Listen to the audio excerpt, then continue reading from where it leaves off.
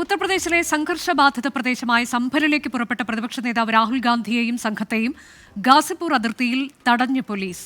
യാത്രയ്ക്ക് അനുമതി നിഷേധിച്ചതോടെ രാഹുൽ ഗാന്ധി ഡൽഹിക്ക് മടങ്ങി.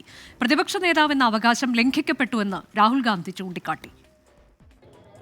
രാഹുൽ ഗാന്ധിയുടെ സന്ദർശനം ഉണ്ടാകുമെന്ന് അറിയിച്ചതോടെ തന്നെ ഗാസിപൂർ അതിർത്തി രാവിലെ മുതൽ പോലീസ് ബാരിക്കേഡ് ഉപയോഗിച്ച് അടച്ചു.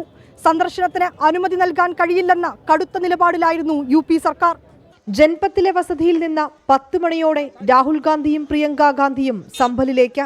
AICC general secretary KC Venugopal, UP PCC അധ്യക്ഷൻ അജയ് റായ്, കോൺഗ്രസ് എംപിമാർ തുടങ്ങിയവർ സംഘത്തിൽ. ഗാസിപൂരിലെത്തിയ സംഘത്തെ UP പോലീസ് തടഞ്ഞു. സന്ദർശനം മാറ്റിവെക്കണമെന്നാവശ്യം. പിന്നാലെ രാഹുൽ ഗാന്ധിക്ക് പിന്തുണയുമായി കോൺഗ്രസ് പ്രവർത്തകരെത്തി.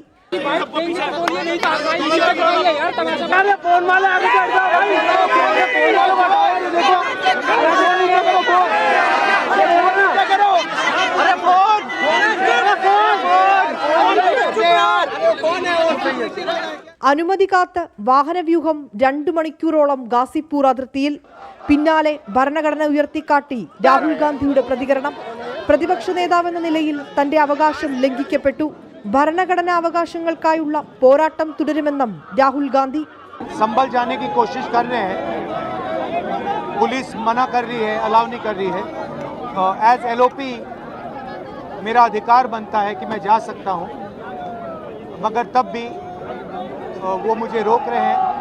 ഒറ്റയ്ക്ക് പോകാൻ തയ്യാറായിരുന്നുവെങ്കിലും രാഹുൽ ഗാന്ധിയെ അതിനും പോലീസ് അനുവദിച്ചില്ലെന്ന് പ്രിയങ്ക ഗാന്ധി.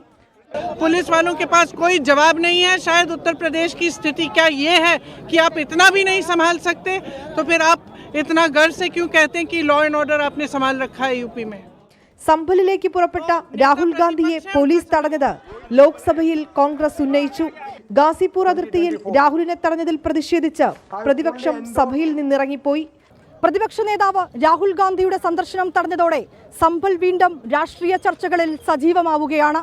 നിരോധനാജ്ഞ നിലനിൽക്കുന്നതിനാൽ സംഭലിലേക്ക് ആർക്കും പ്രവേശനമില്ലെന്നാണ് UP സർക്കാരിന്റെ നിലപാട്. ഗാസിപൂരിൽ നിന്ന് ക്യാമറാമാൻ ജോഗേഷ് സിംഗിനൊപ്പം വിനീത VG 24.